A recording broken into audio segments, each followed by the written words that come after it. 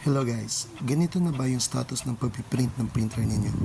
Kung oo, ibig sabihin, meron na siyang need for maintenance. But to confirm na meron talagang problema, perform first the nozzle check.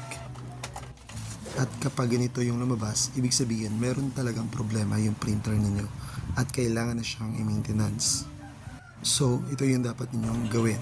First, punta ka sa maintenance, then maintenance and preference, then choose ink flash. Click OK.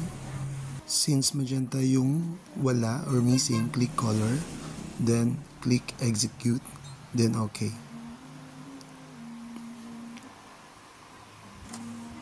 So this process will took 5 to 10 minutes. Hintayin lang hanggang sa matapos sa pag-i-ink flash yung printer.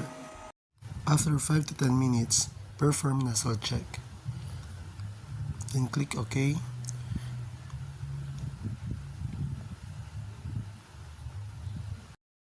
Then lalabas yung resulta na wala na itong missing color. To confirm na wala ng problema, i-print mo muli yung document mo.